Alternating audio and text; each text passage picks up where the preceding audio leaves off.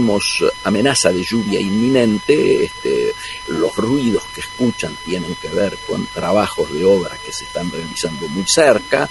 Este es un momento de inicio, yo diría, de la temporada, preparativos para iniciar la temporada, por lo tanto hay en todo el barrio reformas, ruido de reformas, preparativos, arreglos. Comentaba que mañana es la fecha de inicio de temporada oficial acá en Villa Gesell, con bendición de las aguas muy temprano y luego un festival en la plaza principal. Bueno, y les preguntaba a los amigos que me seguían por Instagram qué poníamos en las redes, qué es lo que habíamos puesto en las redes para hoy, recordando que estamos transmitiendo desde la 929, la radio de la Universidad Nacional de Jujuy, y también por Instagram, ¿no es cierto? Recuperado, lo subrayaba recién. Y poníamos inflación, reforma laboral, reseteo global, 9 horas en Comercio del siglo XXI, con el ingeniero Patricio Castroy para la segunda media hora, en la UNJU Radio y en Instagram. Y yo decía que podríamos haber ampliado esta agenda de tips, pero nos parecían que eran los centrales, los que habían dominado la semana. Los otros seguramente lo vamos a tocar con Patricio Castro, lo más vinculado al comercio exterior y al reseteo global, como yo ponía allí, pero evidentemente vamos al tema inflación, vamos al tema reforma laboral, principalmente el primero, inflación, que es el que conocimos la semana. Yo diría, por suerte tenemos seguidores fieles, ¿no es cierto? Algunos que llevan décadas siguiéndonos. Así que ellos, los que nos están siguiendo a través de la radio de la UNJU, los que nos escuchan todos los sábados ahora, pueden atestiguar cuántas veces adelantamos que la inflación de noviembre iba a ser más alta que la de octubre y que iba a estar en el entorno del 2,5%, ¿no es cierto? Y lo venimos diciendo desde que apareció la inflación de octubre. Cuando conocimos la inflación de octubre, nos adelantamos y dijimos seguramente la de noviembre va a estar por arriba. Bueno, ayer lo dije en varios programas, porque todas las veces que sale la inflación, el índice, el IPC, ese día y el día siguiente me atosigan con llamados al respecto. Y bueno, lamentablemente hemos acertado. Digo lamentablemente porque hubiéramos querido equivocarnos y que la inflación hubiera vuelto a la baja, pero no, volvió a subir a pesar de la recesión y del dólar atrasado. Y este 2,5 es un incremento que se viene dando de manera constante desde mitad de año, mayo. Van 7 meses en alza seguida. Es la más alta desde abril de la corriente año, ¿no es cierto? Esta mala noticia, expone claramente la dificultad que tenemos en Argentina y que tiene el gobierno de Milei fundamentalmente para acercarse a esa promesa que él había hecho de ubicar la suba de precios por debajo del 1% mensual. De hecho, había prometido para junio, creo, del año que viene estar en 0%, ¿no es cierto? Bueno, y de hecho lo que está ocurriendo no solo es que no baja, sino que además sube. Está ocurriendo lo contrario. Aún con estas muestras, con la forma distorsionada, ¿no es cierto?, que tiene el INDEC del amigo de Labaña, de Marquito, ¿no?, el viejo, el índice, el IPC muestra un incremento sostenido, yo diría, desde hace medio año. Vamos a tratar de recordar los números. En mayo fue 1,5. En junio fue 1,6. Después se clavó en 1,9 2 meses, julio y agosto. ¿Recuerdan? En septiembre volvió a superar el techo de 2, o sea, fue 2,1 y en octubre 2,3. Bueno, ahora tenemos 2,5. En noviembre, el rubro que más encareció fue vivienda y todo lo que tiene que ver con eso. Agua, electricidad, gas, otros combustibles, con un 3,4% aproximadamente. Y después subió fuerte el transporte, con 3 puntos. Muy cerquita quedó alimentos y bebidas no alcohólicas con el 2,8. Todos estos por encima del 2.5. Ahora, lo más dramático claramente es el impacto del aumento de los alimentos sobre los sectores de menores ingresos que vienen, yo diría, muy presionados por la suba de los costos de las tarifas y de los combustibles, y por lo tanto suben los precios a un ritmo de una suerte de en el entorno de 1% por semana, pese a que caen las ventas. A ver, digamos las cosas como están pasando. La canasta básica de alimentos, que es la que define la línea de indigencia, subió arriba de 4% en el mayor incremento, el mayor alza desde marzo. Estoy escuchando unos ruidos de fondo allí en la transmisión desde Jujuy. Lo que son los precios que más pesan en los bolsillos populares, los bolsillos de la gente, que siguen corriendo esos precios por arriba del promedio general. O sea, lo que ocurre con la canasta básica alimentaria es que va por arriba del índice de precios al consumidor. Y el otro dato que obviamente enciende alarma de cara a lo que está ocurriendo ahora en diciembre es la aceleración de la inflación núcleo, esa que excluye, ustedes recuerdan, los precios estacionales y los que están regulados, ¿no? Bueno, subió arriba del promedio de este mes y estuvo en el 2.6 mensual, y mientras que el promedio de los 3 meses anteriores había sido 2.1. O sea, corre la inflación núcleo por encima de lo que venía corriendo antes. Y esta dinámica ¿qué nos está diciendo? Y bueno, que el corazón del proceso inflacionario ha vuelto a latir más fuerte que nunca, digamos, ¿no?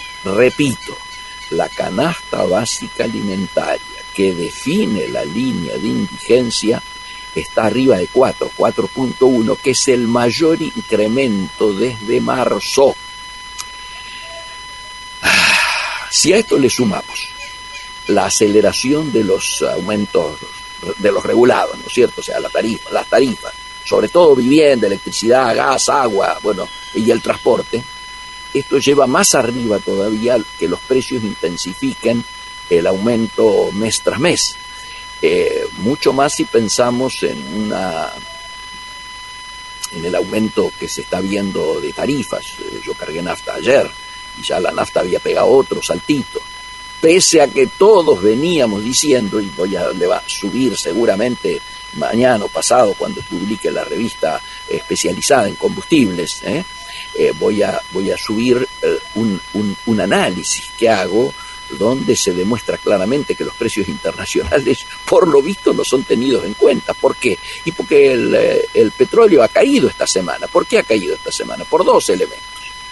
Primero, el acuerdo entre Estados Unidos y Rusia, donde las charlas entre Putin y Trump dicen que muy pronto el tema de las sanciones que básicamente Estados Unidos había pedido que el resto del mundo tomara en relación a no comprarle energía a Rusia, esas sanciones serían levantadas. Por lo tanto, va a haber más oferta. El segundo elemento es estos incidentes que están habiendo con el tema de Venezuela, cuando Estados Unidos incauta un buque que paradójicamente era un buque iraní, o era petróleo para Irán, o era petróleo de Irán, o algo tenía que ver Irán con esto, por lo cual esta mañana, Irán tomó represalias al respecto, quiero decirlo. Entonces, vamos a mirar porque nos están llegando algún tipo de mensajes interviniendo. Ahora se escucha, perfecto. Me dicen que se está escuchando bien. Ok, volvemos. Entonces, decíamos que estos incidentes con Venezuela, o en Venezuela, con este nuevo rol que está jugando Estados Unidos en relación a Latinoamérica, que ya lo estoy analizando, ustedes lo habrán visto en muchas otras publicaciones donde me llaman para hablar más de geopolítica que del tema local. Lo concreto es que esto daría la sensación de que Estados Unidos y las empresas petroleras de Estados Unidos se van a involucrar más en el tema del petróleo venezolano.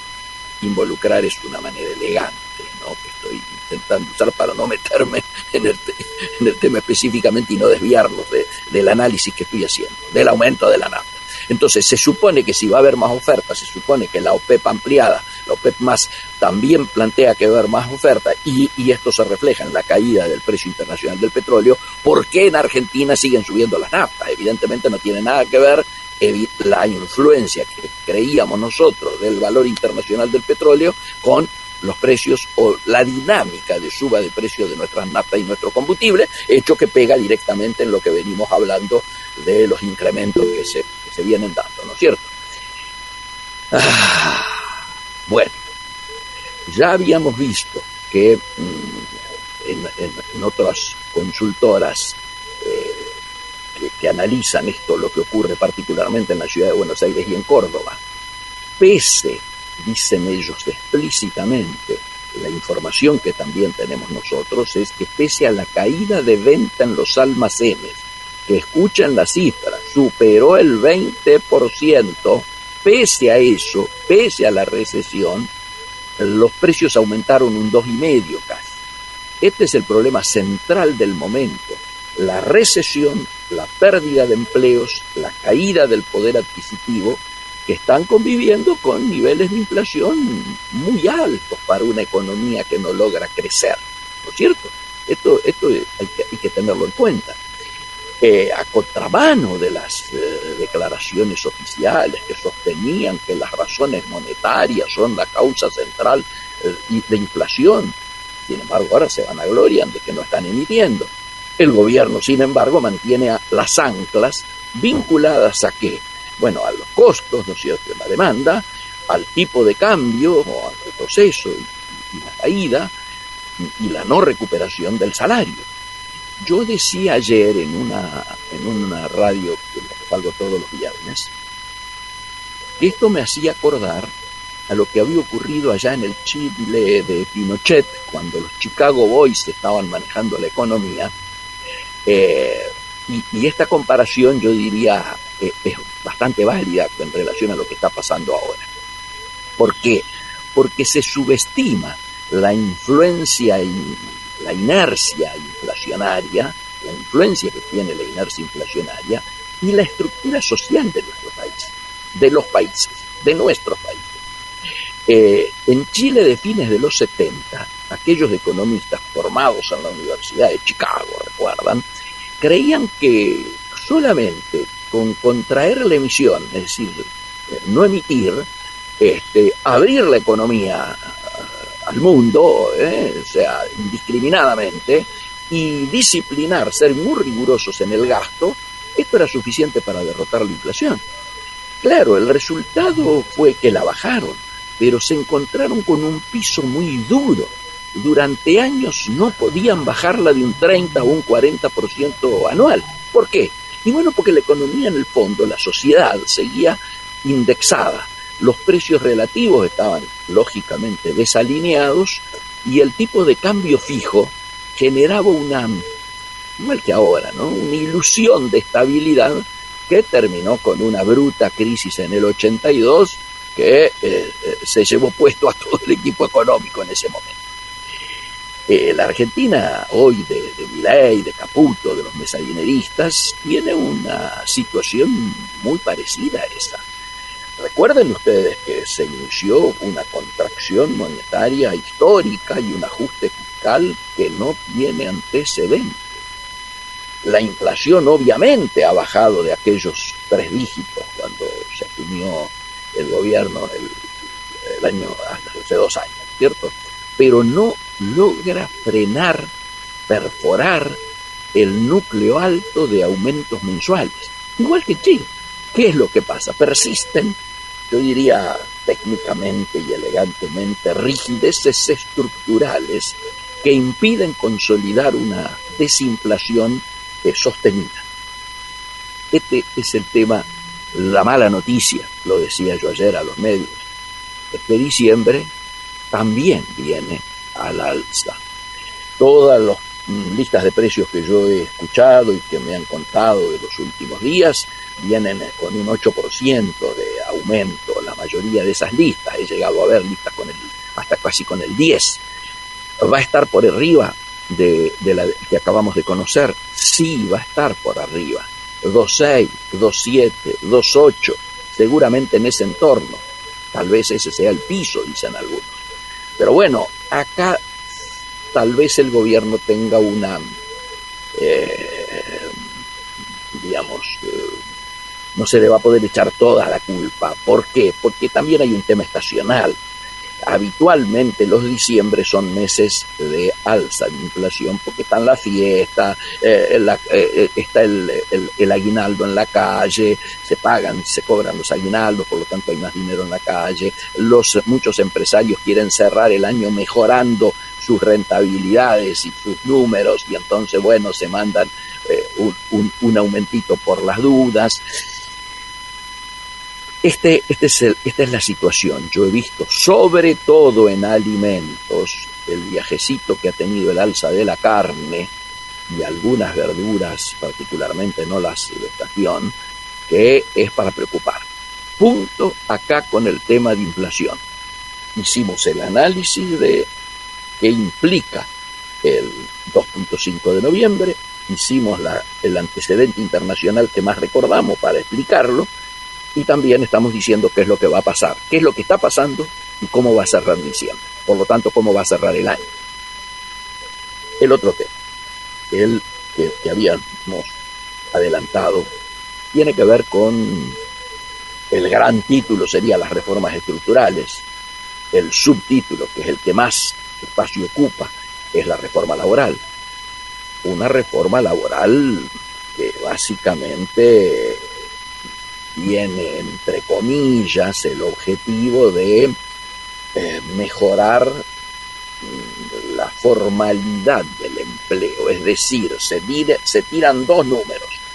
Hay 6 millones en estos momentos de trabajadores formales, 6, pero hay 9 millones de informales, autónomos, los que están en las aplicaciones, los que no están registrados. Un buen paso sería pedirle a las plataformas, que como todos saben manejan, en Uber están laburando medio palo de argentinos, en las otras plataformas, en Pedido Ya, todos los chicos que reparten mercadería, está otro medio palo, es decir, ahí nomás hay de piso 1 millón. Un buen paso sería tal vez pedirle, ¿no?, a los muchachos de las plataformas, aunque sea para tener idea de la dimensión del problema, que registraran esto e informaran, ¿no? Porque hasta ahora eso viene en una nebulosa y con una opacidad poco convincente. Bueno, decía, pero en realidad lo que se hace es abaratar los despidos, y en un momento en el cual la apertura está viendo, como todos venimos registrando, ¿no es cierto?, el cierre de empresas, la suspensión de turnos de grandes empresas que se van del país o que sus carteras pasan a manos de capitales nacionales, pero también vemos marcas que se van. La única inversión que crece es la vinculada a minería y a oil and gas, Vaca Muerta, digo directamente para ponerle un título referencial. Todo lo demás, no, estamos en un proceso de caída y de destrucción de empleo. En ese marco, la salida de una ley como la planteada, que es muy posible que termine abaratando estos cierres, y muchos que estaban esperando que saliera esta ley aprovechen y entonces en lugar de distribuir las producciones nacionales, se larguen a importar, porque total pueden ir achicando su costo laboral, como le dicen. Fue muy curioso el episodio que se vivió con Di Diego, que ustedes saben es uno de los abogados que ha trabajado o está trabajando en la redacción, fundamentándola, el que más pone la cara en los medios, donde se le preguntó si esto iba a generar más empleo. Y dijo explícitamente, ¿sabe la ley? No, nada, para nada, no pasa por ahí. Lo cual es una obviedad, pero que resultó interesante escucharla de boca de posiblemente el tipo que más laburó en el proyecto que está. A ver, porque si yo soy empresario y veo que necesito más trabajadores porque estoy vendiendo más o porque creo que voy a vender más y porque tengo que aumentar la producción, tomo directamente un nuevo trabajador. Ahora, si yo lo que visualizo es que mi producción es reemplazada por importado y dentro de los importados por básicamente Temu y Shein, o sea, las nuevas plataformas chinas. Si yo visualizo que el 90% de la ropa que entra a la Argentina hoy es importada y dentro de ella el 90% de los textiles y básicamente de las prendas provienen de China, y bueno, ¿qué nuevo trabajador para la industria textil voy a estar necesitando? Así me pongan una ley que me diga 0 pesos para el costo laboral. 0.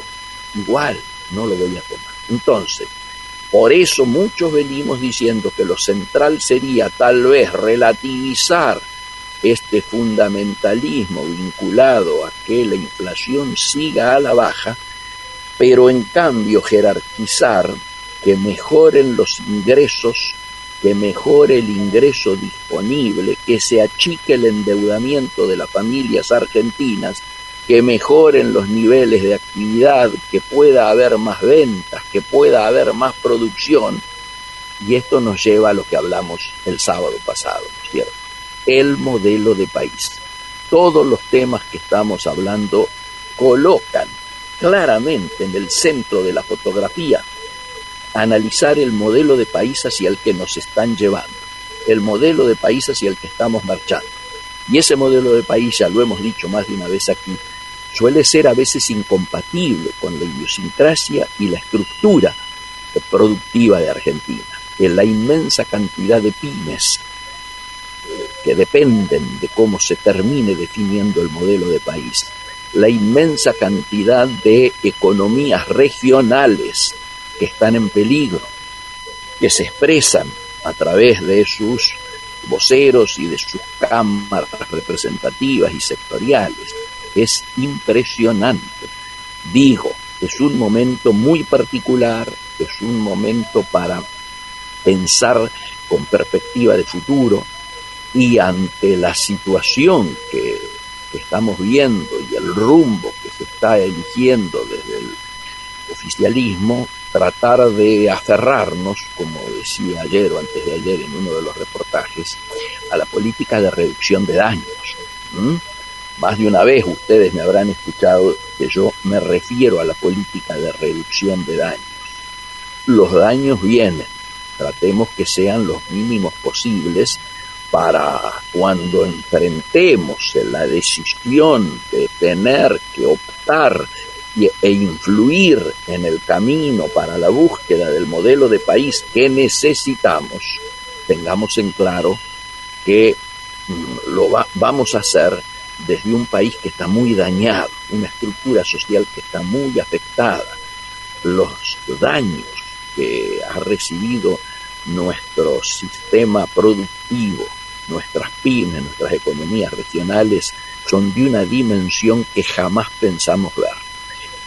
Por lo tanto, reflexionemos mucho en este fin de año, que suele ser tiempo de balance. Seguramente el sábado que viene comenzaremos 1 o 2 intervenciones vinculadas al balance del año y sobre todo a cómo nos posicionamos de cara al 2026. Hacemos ya un intervalo y vemos si nos podemos comunicar, si tenemos suerte, con el ingeniero Patricio Castro. Ponemos